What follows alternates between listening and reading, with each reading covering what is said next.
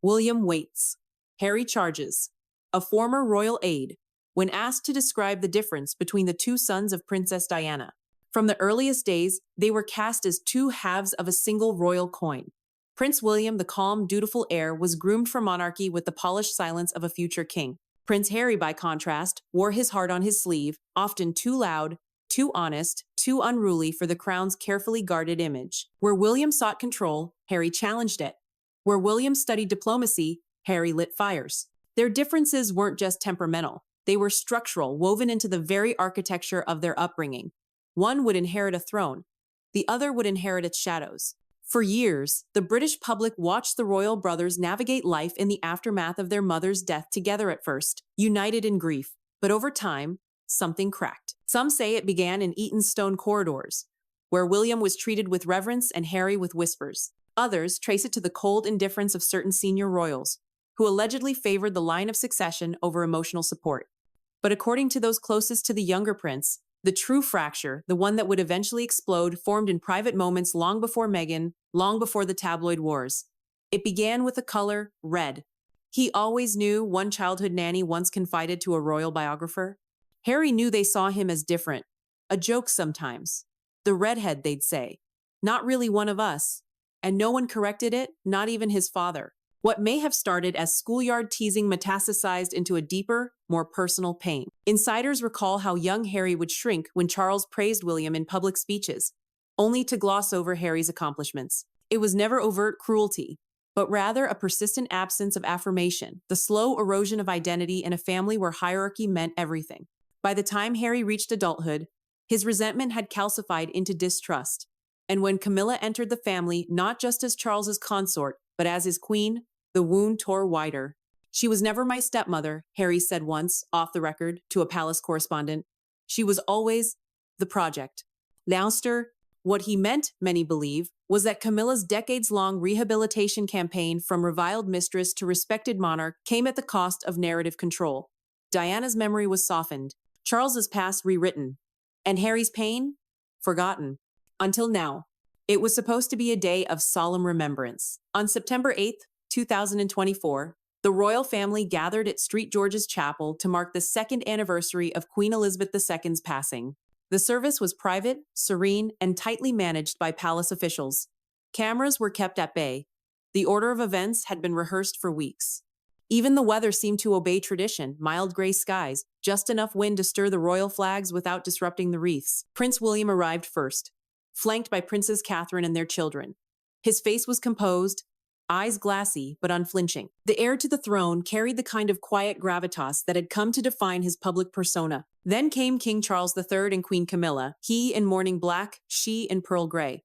The optics were carefully curated, a unified front, a modern monarchy in mourning. Only a few aides noticed Camilla's grip on her clutch tighten when the choir began singing "The Lord's My Shepherd," the Queen's favorite hymn. But the real tremor struck just minutes later. A low murmur swept through the courtyard as a third black vehicle approached. The door opened, and out stepped Prince Harry, unannounced, unaccompanied, unforgiven. Wearing a simple black suit, his face slightly pale beneath the crisp autumn air, Harry walked through the chapel gates with a distinct purpose. It had been 14 months since he last set foot on British soil, and nearly 2 years since he'd spoken privately with either his father or his stepmother. His arrival wasn't just unexpected, it was seismic. Royal staff scrambled behind closed doors. Aides exchanged nervous glances. But Harry moved with the clarity of a man who no longer feared protocol. He greeted no one, bowed briefly at the Queen's memorial portrait, and took his seat beside Princess Anne, who offered the only visible nod of welcome. The air inside the chapel shifted. The Queen's memorial service continued as planned scripture, psalms, ceremonial gestures, but everyone felt it.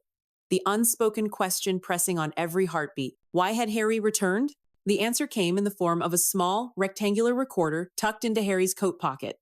During the private post-service reception held in the Waterloo Room at Windsor, Harry requested a brief address to the gathered royals. It was unprecedented, unadvised, and undeniable. "I came today not just to honor my grandmother," he began, voice steadier than expected, "but to defend the memory she was denied." He reached into his coat, placed the recorder on the ornate table beside the tea urn, and pressed play. The voice was unmistakable. "Camilla, I've already been told," the recording said. "We must act quickly before the others are informed." The room froze. The context became clear almost immediately. Camilla had allegedly received early word 6 hours before the official family alert that Queen Elizabeth's condition was terminal. Rather than notify William and Harry as royal protocol demands, she had mobilized aides, retrieved private documents, and initiated what one insider later called the power transition rehearsal. It was a moment of calculated control. But to Harry, it was something else entirely. Treason. She knew, Harry said quietly as the tape ended, and she used that time not to comfort, not to unite, but to consolidate. He didn't raise his voice. He didn't need to. What followed was not a debate. It was a reckoning. King Charles reportedly said nothing at first, only staring at the recorder as if it were a loaded weapon. When he finally spoke, it was only to ask, "Do you know what this will do to us?" To which Harry replied, "It's already done it. I'm just saying it out loud." All? There was no shouting, no melodrama, just the sound of bridges collapsing. By the time Harry left Windsor hours later, the royal family had fractured once more, but this time, not along media narratives or Netflix specials. This time, the fracture was internal, personal, historical. Harry had returned not as a son, but as a witness, not as a prince, but as a prosecutor. And this was only the beginning.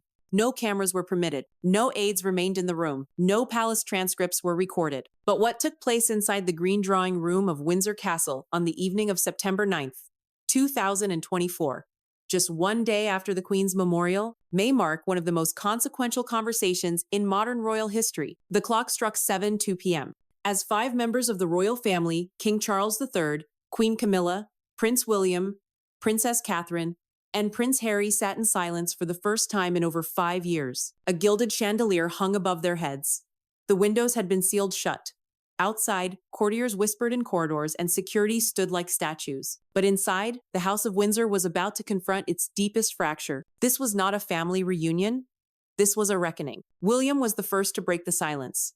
Until that moment, the Prince of Wales had remained largely composed since Harry's unannounced return. But the playback of Camilla's voice at the memorial, the cool, calculating tone in which she spoke of moving before others were informed, had struck something primal in him.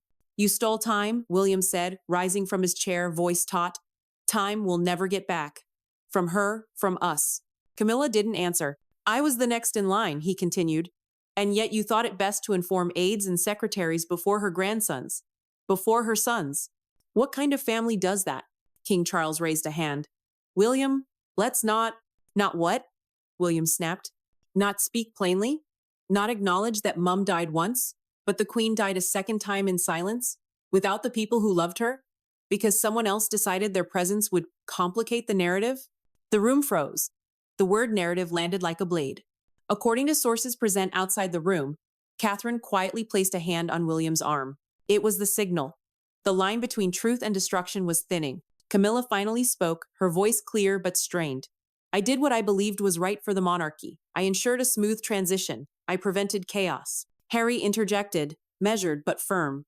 "At the cost of honesty. At the cost of basic human decency." Her eyes narrowed. "And where were you when the crown needed stability? In California, signing book deals?" Harry didn't flinch. "I was healing from what you helped break." A pause. Then, in the coldest tone yet, Harry added, "You erased my mother. Slowly, deliberately, and then you tried to erase my right to grieve for my grandmother." Camilla's face pallid. It was at that moment that the least expected voice entered the fray. Princess Anne, the ever-pragmatic, duty-bound only daughter of Elizabeth II, cleared her throat. "Enough," she said. Silence followed. "Everyone in this room has served the crown, but I served my mother."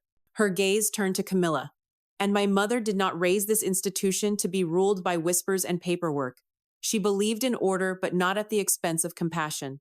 Anne's words, sharp and clipped, struck with the weight of legacy, of memory. Then she turned to her brother. "Charles, you are king, but you were her son first. Did you know what Camilla did before we did?" Charles looked away. Not at the time. Anne didn't press. She didn't need to. When Catherine finally spoke, her voice was steady and low, like a judge delivering a verdict she never wanted to write. "I'm not here as a princess," she said. "I'm here as a woman who watched her husband suffer through silence. As a mother who will someday have to explain why this family chose image over intimacy." She turned toward Camilla. "You acted out of fear, but you called it duty." Then to Charles, "And you let it happen. You let her steer the moment of the Queen's death while your sons were still packing their bags. Her final line was not loud, but it cut deeper than any accusation. You didn't just lose our trust, you surrendered it. At that moment, the king, so often controlled, composed, almost theatrical in his restraint, broke. I have spent my life waiting for a crown I never asked for, he said, standing. And now that I wear it, I am being asked to choose between my wife and children. When Harry met his father's eyes. No, father. We're asking you to choose between truth and cover-up. Charles turned to the window, his shoulders sagging beneath the weight of history. No one taught me how to be a father, he whispered. Only how to be sovereign. And in that admission, the room finally fell quiet. Not from fear, but exhaustion. A generational storm had passed through that chamber, leaving only ashes in its wake. When the meeting ended at 8:11 p.m., nothing had been formally resolved. There were no apologies, no sanctions, but also no denials. What was agreed, behind those closed doors, was a silent ceasefire. Harry would not release the full recording publicly. The palace would initiate a quiet review of Camilla's actions in the 48 hours surrounding the Queen's death, and Charles, for the first time, would step back from shielding her. But trust remained exiled. As aides escorted each royal out of Windsor's green drawing room, the weight of the moment clung to them like fog. History had been rewritten once again, but this time, not with ink, with silence. In Monarchy, truth rarely escapes from behind palace walls. But when it does, it doesn't walk, it runs. By the morning of September 10th, 2024, less than 48 hours after the Queen's memorial, whispers from Windsor had become front-page headlines. No official statements were issued. No public interviews were granted, but somehow, somewhere, someone inside the royal machine had spoken. And what they revealed would ignite the fiercest firestorm the monarchy had faced since Diana's final interview. Queen Camilla acted prematurely before the Queen's death was announced. Royal sons denied final goodbyes. The Guardian. A tape exists. It was played at Windsor. The king said nothing. The Times. Queen Camilla knew before Charles. The monarchy's succession was quietly rehearsed. Daily Mirror. Though the leaks remained anonymous, the consistency of detail across outlets left little doubt about their authenticity. The words may not have been quoted, but the events of the family meeting were unmistakable. Reporters used phrases like emotional confrontation, fractured loyalties, and irreparable damage. One insider was even quoted saying, "The Queen wasn't buried again, she was unearthed." Oh. By nightfall, Buckingham Palace was under siege not from angry mobs, but from headlines too sharp to ignore. For 2 decades, Camilla had worked to rebuild a public image once shattered by scandal. From her days in the shadow of Princess Diana, she had transformed into a senior royal praised for her resilience, charm, and strategic poise. That image crumbled in 36 hours. Her name, once cautiously respected by the British press, now danced through late-night punchlines and op-ed condemnations. Hashtags like #Camilla knew, #Windsor betrayal, and #Not my queen trended across social media. The public wasn't simply reacting to what Camilla may have done, but to the pattern it seemed to confirm. She waited decades for power, and the moment it came, she used it to erase the very woman who gave it meaning. And fourth, excerpt from a viral essay on The Independent. Public polling conducted by YouGov between September 11th-13th revealed a dramatic shift in public sentiment. Approval for Queen Camilla fell from 56% to 21% in just 3 days. Among women over 50, Camilla's strongest base approval plummeted by 31 points. Calls for her to step back from royal duty surged across multiple political circles, including quiet murmurs from Labour MPs. Inside Clarence's house, Camilla reportedly refused media appearances, canceled 2 charity events, and spent hours reviewing press coverage in silence. She barely spoke for 2 days, a senior aide reported. It was the first time we saw her genuinely shaken not by press spin, but by public rejection. Behind the iron gates of Buckingham Palace, the Royal Communications Office entered Code Red. A crisis management war room was assembled inside the White Drawing Room, staffed with legal advisors, media specialists, and 3 members of the Privy Council. Their objective was clear: protect the monarchy, not the Queen. King Charles, though emotionally drained, reportedly took the lead in approving a draft statement that would acknowledge the pain caused by inconsistencies in protocol during Queen Elizabeth's final days without naming Camilla directly. But when the statement reached Harry's team for review, it was rejected immediately. "This isn't reflection," Harry allegedly texted his father. "It's damage control. The monarchy doesn't need spin. It needs spine." Princess Anne, brought in once again as the voice of heritage, echoed Harry's sentiment. "If you wish to preserve the institution," she told her brother, You must first admit what damaged it. Oh, still, by September 12th, a carefully revised version of the statement was released to the press. Their Majesties acknowledged the sensitive nature of events surrounding Her late Majesty's final hours and expressed profound regret for any pain felt by members of the family. As a unified household, we continue to honor Queen Elizabeth II's legacy in dignity and duty. Polished, vague, and in the eyes of many, utterly insufficient. In contrast to the monarchy's official response, Princess Catherine's silence became one of the most powerful statements of all. Though she made no public comment, her absence from an event hosted by Queen Camilla on September 13th, a literacy gala originally scheduled months prior, was noted by every royal reporter. The event proceeded without William or Catherine. In their place, the Duke and Duchess of Edinburgh attended. But the message was clear. She isn't angry, said one palace source. She's principled, and her absence speaks louder than any soundbite. By removing herself from Camilla's orbit, Catherine didn't just express disapproval. She drew a line in the sand between the old monarchy and what she represents, a future of accountability. Even tabloids like The Sun, rarely critical of Camilla, began to shift tone. If Catherine won't stand beside her, why should we? The story didn't stay confined to the UK. Global outlets from CNN to Le Monde ran headlines questioning the ethics of Queen Camilla's rise. The New York Times called it a reckoning long overdue. In Australia, Republican sentiment surged. In Canada, questions were raised in Parliament about whether King Charles should remain head of state. The royal brand, once quietly stabilizing post-Brexit, had suffered a profound blow. The monarchy survived Meghan and Harry's Netflix docuseries. It survived Spare. But this came from within. And for the public, the idea that the monarchy might protect itself over its own grandchildren over Diana's sons was an offense no press team could polish away. Behind the politics and PR strategy was something far deeper, a public emotional shift. Camilla had long hovered in a moral gray zone for many Britons.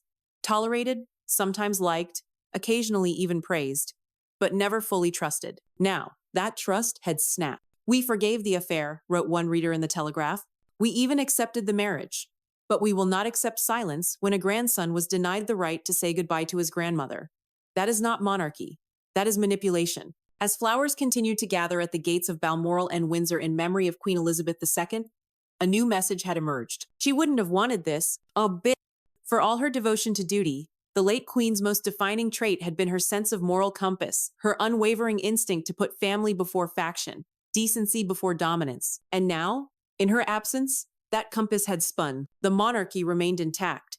But the Queen's legacy, it had been hijacked and exposed. There was no press conference, no televised address, no formal admission of guilt. But behind the velvet curtains of Buckingham Palace, between September 13th and September 17th, 2024, the Crown entered crisis mode, not in fury, but in fear.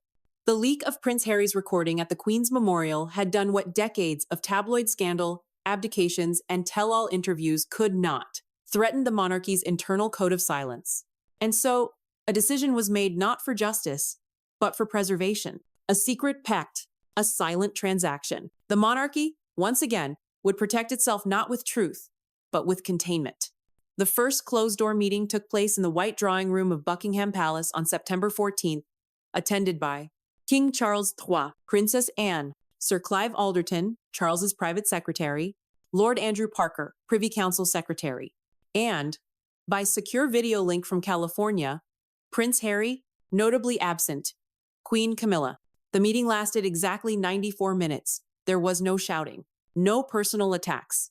What took place was the crafting of what one insider described as a containment framework with emotional clauses. The offer laid out to Harry was this: his recording would remain in private custody, under seal within the Royal Archives, Room B17. Camilla would be relieved of all decision-making authority in state matters. Public explanation: health-related withdrawal, not scandal. In return, Harry would not release the full contents of the conversation or pursue a media expose.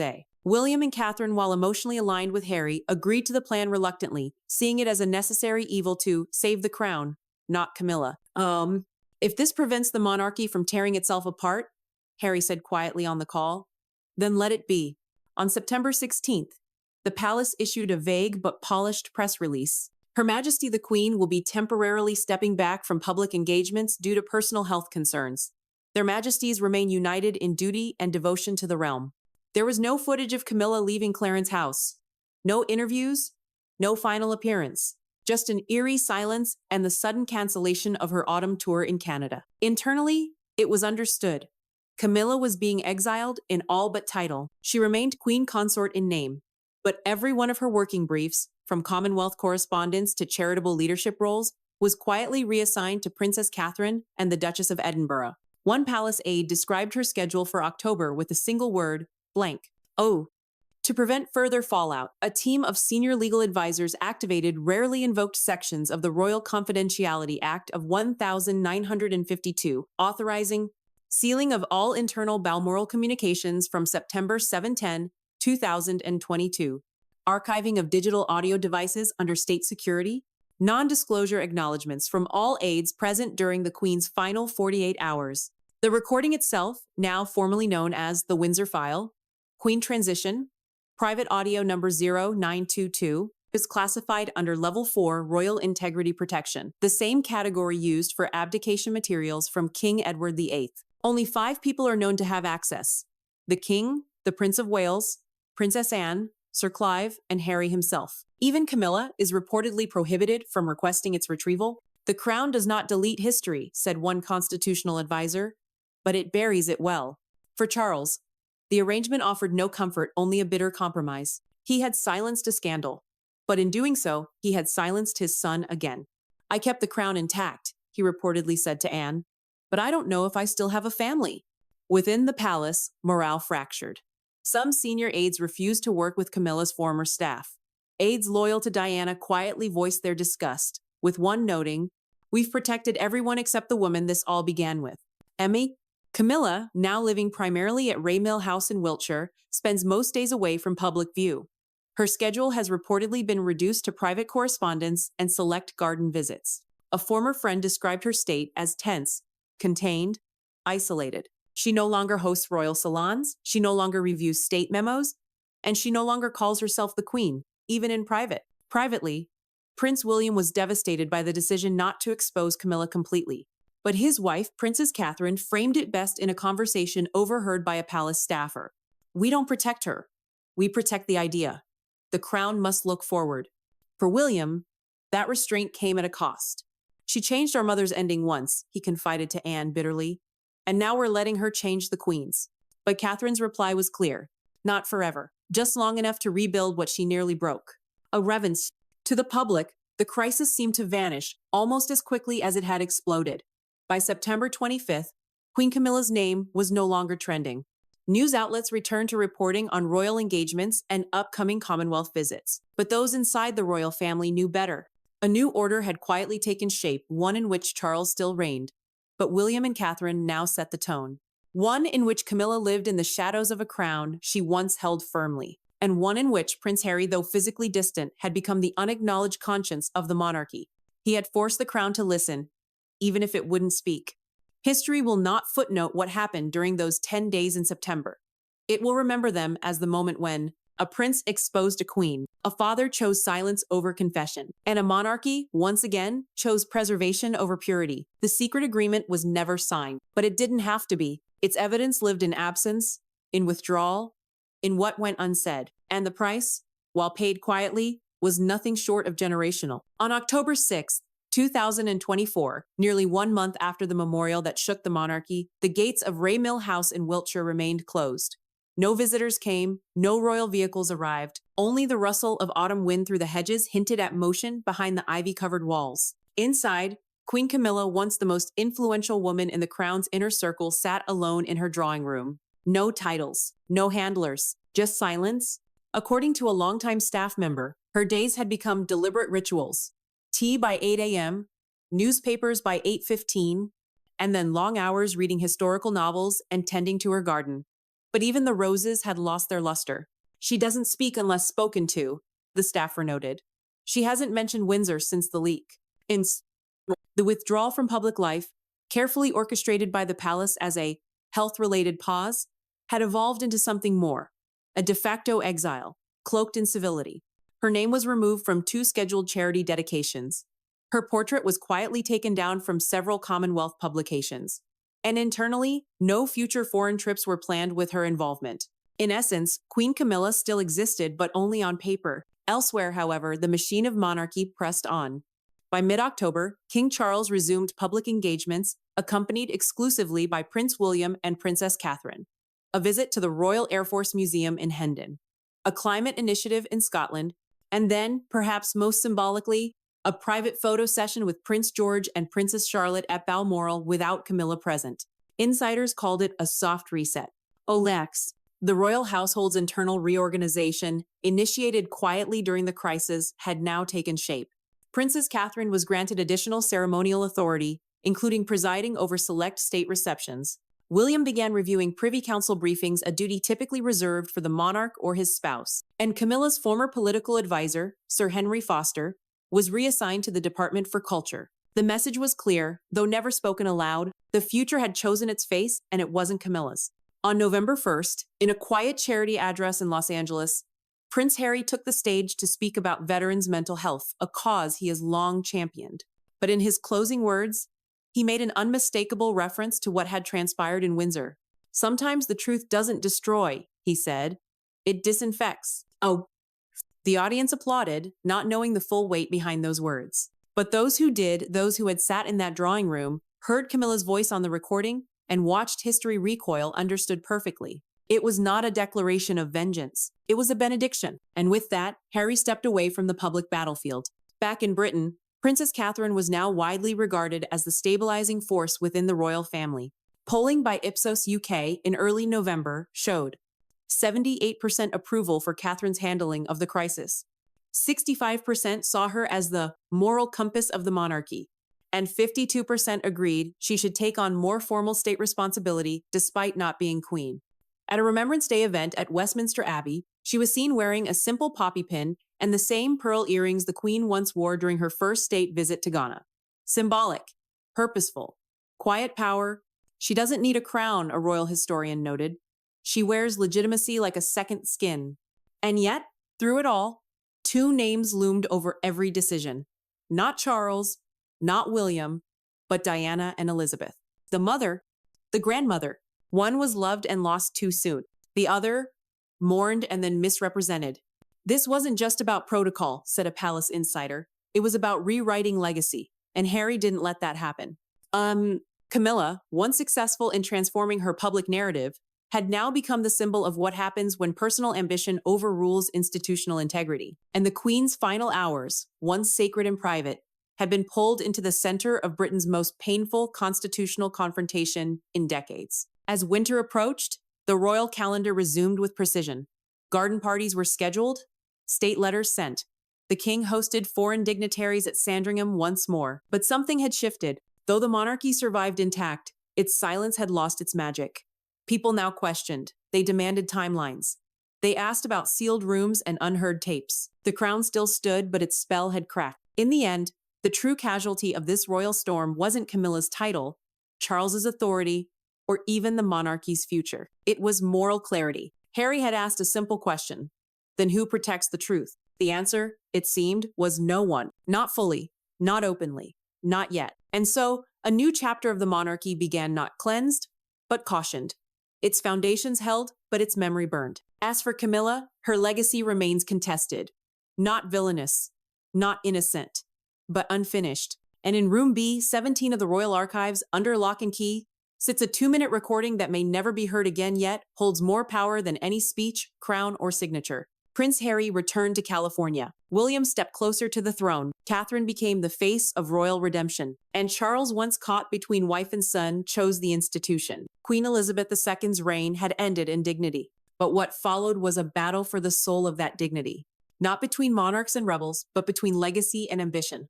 And as Britain moved forward, only one question lingered. Soft as snowfall. Can a crown survive if its truth is buried with its queen?